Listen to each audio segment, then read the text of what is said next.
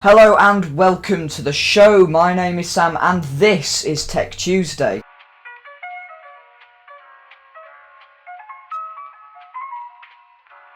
Now today we are going to be reviewing the Samsung Galaxy S7 Edge and deciding whether it's any good over a year after its release and after the release of its replacement, the Samsung Galaxy S8. Now, I've been using this phone for just over 3 weeks now, and I'm loving the experience of using the phone, from its curved edge to its 12 megapixel camera, which is pretty ample. Even though my last phone was a 24 megapixel camera, this is perfectly ample. Really, anything over 12 megapixels is just getting a bit silly, really.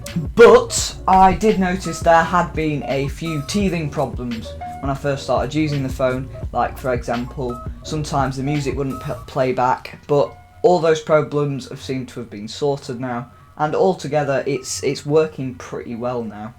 But enough of what I think, let's talk specs. Now, as I said, the camera on the rear is a 12 megapixel camera and the camera on the front is a 5 megapixel camera, which, I'll be honest, is pretty good. Now, the camera app is probably one of the best camera apps I've ever used.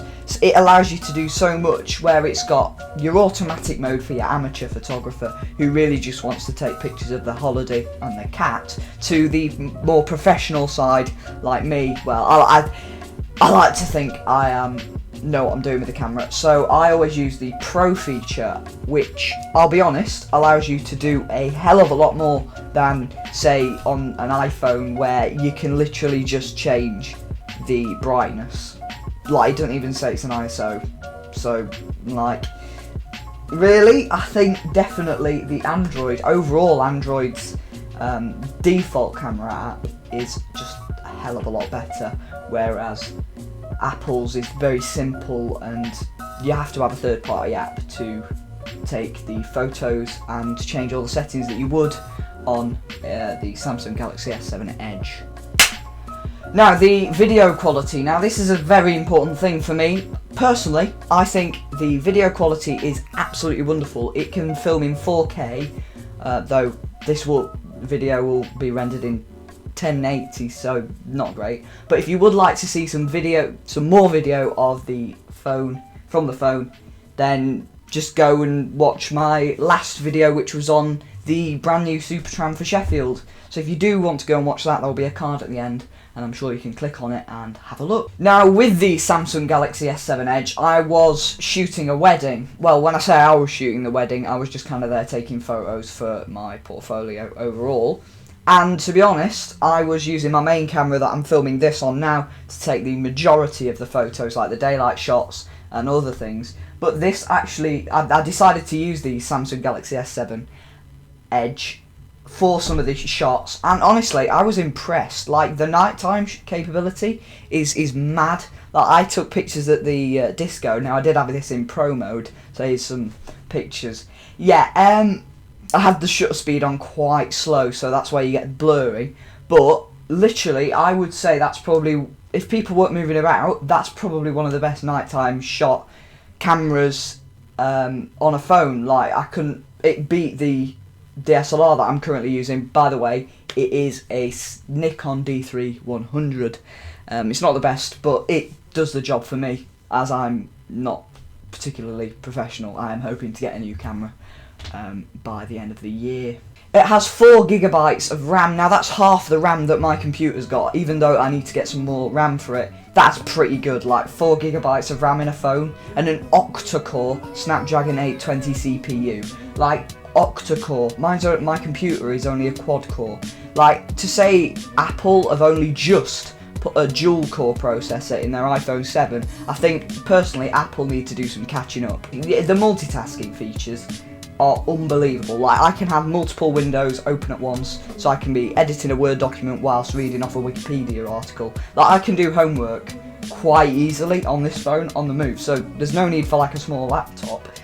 If you want to sit down and do some power-hungry work, then probably a small laptop would be better, but if you've just got a small amount of work, I'd say the Samsung Galaxy S7 Edge has got your back. Now the battery in this is a 3600 mAh battery, which allows for 27 hours of talk time and 74 hours of music playback time. Now that is ample. To be honest, I've not struggled to get through a full day on this phone. Although this phone probably is turned off for most of the day, like 6 hours of the day it's turned off.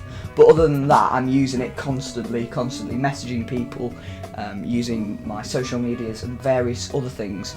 Even power hungry things like editing Word documents, like say if I'm on the bus and I need to do something, I'll do it on there.